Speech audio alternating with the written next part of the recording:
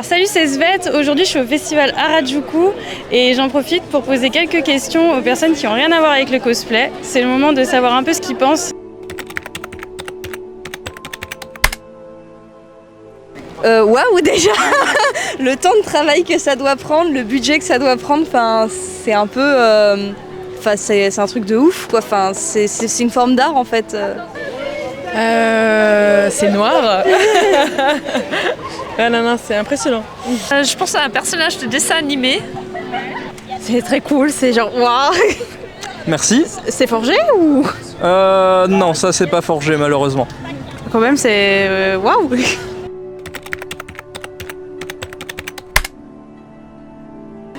Je dirais manga, mais je suis pas sûre du tout. J'aurais dit jeu vidéo, moi. Je suis forte. Mais je sais pas qui. C'est Elden Ring.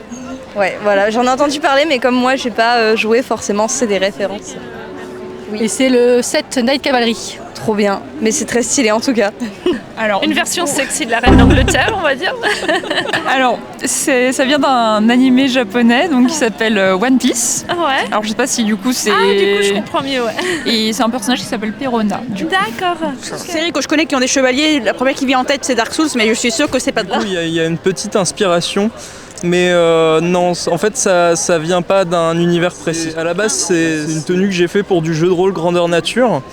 Et tout simplement, j'ai commencé à écrire un petit univers derrière et autres, et voilà. Peut-être dessin animé, plutôt. Honnêtement, j'en ai un peu aucune idée. Du coup, c'est les Super Nana, la version Z. Ok. Oui, du coup, c'est la deuxième version qui vient après la première version des Super Nana.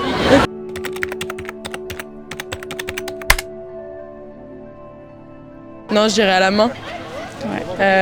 Ouais, impressionnant d'ailleurs. Mais les enfants, ils étaient complètement ébahis par l'armure. Ça a l'air d'être fait. Parce que acheter comme ça, c'est pas aussi détaillé. Enfin, je trouve, c'est difficile de trouver quelque chose d'aussi détaillé. Ou alors s'il y a une base qui a été achetée, ça a forcément été retravaillé. Je pense. C'est du fait main, entièrement fait main. Après, ça existe, on peut acheter des costumes, mais il faut faire des commissions et ça revient entre 2000 et 3000 euros, quoi. Ouais, donc voilà. Voilà. Du coup, j'avais demandé si c'était forgé parce que c'était du métal et sinon, c'était vraiment chapeau. Et du coup, je suppose que c'est acheté ou récupéré. Alors, il y a un peu de mélange. Là, les pièces d'armure, c'est acheté pour le coup. Après, niveau tout ce qui est tissu, alors c'est simple, l'arme elle a été achetée aussi, le fanion, là, le petit drapeau, il a été fait par un ami, la chemise juste là, elle a été fait par une amie aussi, sinon le pantalon, le tabard, ça a été fait main par mes soins, et le gambison, l'espèce de tissu blanc en dessous matelassé, ça a été acheté. Et les petites modifs que j'ai eu à faire sur certains trucs au niveau de l'armure et autres, c'est moi qui les ai faites. Vu comme c'est beau, je dirais acheter. Et j'imagine que c'est fait à la main. Effectivement. Si c'est fait à la main, c'est vachement réussi. Oh, ouais, clairement, ouais. C'est effectivement un costume qui est fait main dans son intégralité en fait, puisque... De souvenirs sur celui-là. Il y a seulement en fait au niveau des bottes, il y a une base en dessous de chaussures qui est recouverte en fait.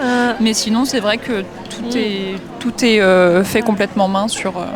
Sacré boulot. Voilà. Oui. Alors, par contre c'est vrai que c'est beaucoup de travail, mais c'est toujours plus satisfaisant de sortir quelque chose qu'on fabrique soi-même.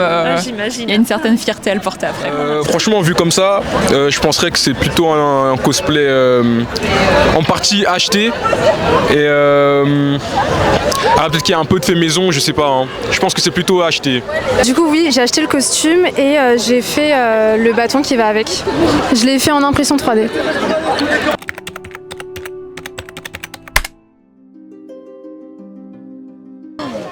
Des heures et des heures. Plus de 24 heures, ça doit être énorme. 250 heures. Ouais, voilà. 250. Et je peux toucher pour voir la matière ? C'est du plastique du coup. Non, c'est pas du plastique, pas du tout. Je sais pas, 200 €? 200-300 euros. Alors le budget il est à plusieurs centaines d'euros au moins. Le nombre d'heures, des jours et des jours, un mois, je sais pas, vraiment un temps très long. En heure, à peu près 250 heures. Et pour le budget, il faudrait compter entre 200 et 300 euros. Ouais. Ah la vache, alors combien de temps? Moi il me faudrait genre 1 an de ma vie. Après je sais pas, 50 heures comme ça. Et le budget, j'imagine ça doit pas être énorme. Avec peut-être, je sais pas, 200 €, 100, 200.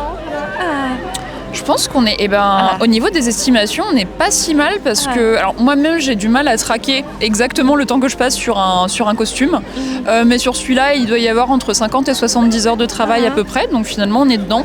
Et au niveau du budget, on est autour de 170 €. Entre 150 et 170 je crois, donc pour le coup, il n'est pas si cher. Je suis sûre que plus de 100 €, au moins, surtout pour les pièces d'armure en fait. Ouais, le tissu, ça allait, j'ai pas eu pour très très cher. Après, pour les pièces d'armure, par exemple le plastron, j'en ai eu pour 126 €. Les épaulières, le gorgerin juste là, et le casque, j'ai eu pour moins cher parce que je suis tombé sur un site qui les vendait pas très cher. Et les tassés juste là aussi, j'en ai eu pour un petit peu. Ouais. Concrètement, j'ai aucune idée du prix. J'ai pas fait les comptes. L'arme, je penserais que ça a dû prendre peut-être quelques heures, je pense, genre 4 heures. Au niveau du budget, 70, je pense, en tout. Alors du coup, il me semble que le costume, je l'ai payé environ 60 €. Et après, pour tout ce qui est impression 3D, c'est pas tellement le coût de la matière qui est cher, mais plus le temps qu'on va passer dessus. Et là, je dirais que j'ai passé 4 jours non-stop dessus. Ah oui, d'accord, ok. Ouais. Ok. Avec la peinture, le ponçage et tout, c'est super long.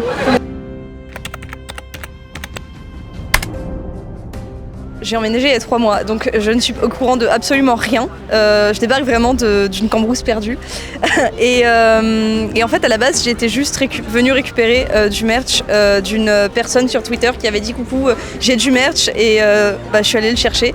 Et là, je suis arrivée là et je me suis dit ah ok, bon on va rester. Hein. Du coup, on est là un petit peu par hasard et on trouve ça génial parce qu'à la fois, ce que je viens de dire à mon mari, c'est très noir et à la fois très coloré, quoi. C'est ça qui est. Vous n'aviez jamais entendu parler du cosplay? Pas du tout. Non. Okay. On est venu là avec notre sac de pique-nique tout à fait par hasard. Trop bien. Et on s'est dit que pour les enfants, ça pouvait être cool aussi. Du coup, Pas du tout. C'est mon ami qui m'a invité ici et du coup, je découvre un peu comme tout le monde à travers mon avis le cosplay, mais sinon après, non, pas du tout. Oui, la première fois quand j'étais venue là à Harajuku, c'était en 2022 avec justement mon ami qui est derrière vous. Non, voilà, depuis cette année-là, je viens et je prends des photos. Je suis dans le quartier depuis 10 ans et chaque mois de septembre, j'attends l'événement. En fait, je trouve d'un côté, il y a un côté très chill parce que c'est vraiment tout le monde vient là avec des codes qui sont assez particuliers mais qui sont les codes d'ici, donc ça c'est très sympa. Et c'est vraiment agréable de voir un rassemblement de passionnés avec plein d'univers différents. Vraiment, il y a un thème commun, c'est vraiment la culture, j'ai pas envie de dire la culture pop parce que c'est encore plus que tout ça, mais il y a un peu pop culture, vraiment des médias, jeux vidéo, manga, etc. Et ça j'aime beaucoup. Et ça fait, je sais pas, cette ambiance-là, on se sent bien et ça fait presque un petit cocon en fait. Pour moi c'est un univers quoi en fait, que je ne connais pas, mais qui nous fascine et on est content de découvrir. On voit des gens heureux, colorés, c'est cool. C'est vraiment le moment, je pense, de vivre un personnage qu'on aime, de faire la fête dans un cadre sympa. C'est, je pense, l'objectif de pas mal de monde finalement, puis de se retrouver quand même entre cosplayers. Je pense que c'est peut-être le point le plus important de ce genre d'événement. Et puis c'est le moment de montrer notre taf aussi. Hein. C'est l'aboutissement de tout un travail. Je trouve ça trop frais, trop décontracté, vachement original. Puis dans un parc, c'est stylé, c'est vraiment... ça fait vivre les personnages, j'aime bien.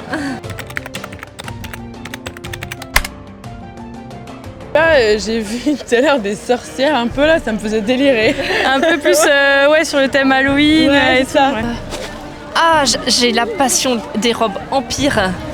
Pour mon mariage, j'avais une robe empire et franchement... avoir une robe empire, j'adorerais quoi.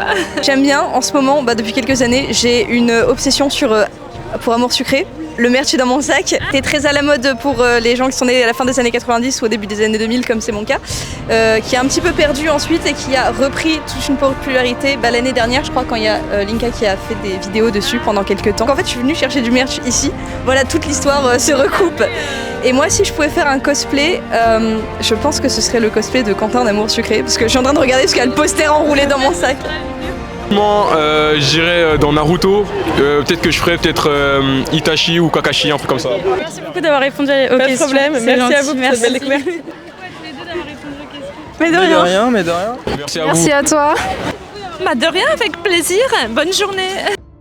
Je remercie tous les cosplayers et les personnes qui ont bien voulu participer à cette vidéo parce que sans vous, la vidéo n'existerait pas. Comme vous avez pu le constater pour certains qui me suivent sur Instagram, effectivement j'ai eu quelques soucis. C'est la première fois que je faisais un micro-trottoir, du coup la journée du samedi était assez chaotique. Et en vérité, ça m'a appris beaucoup. Et heureusement que c'est pas un concept qui sera un concept principal sur ma chaîne. C'est vraiment parce que c'était la Harajuku et je trouvais que ça s'y prêtait bien, le côté cosplayer dans un parc dans Paris, ouvert à tout le monde, avec des gens qui passent par là et qui ne sont au courant de rien. Je trouvais que c'était pas mal pour échanger sur le sujet du cosplay. Voilà, merci aux cosplayers. Je vais afficher leur pseudo à l'écran et ils seront aussi en barre d'infos si vous voulez aller les suivre sur Instagram et leur donner de la force parce qu'ils font des trucs super chouettes. En attendant, on se retrouve très bientôt pour une prochaine vidéo. Bye!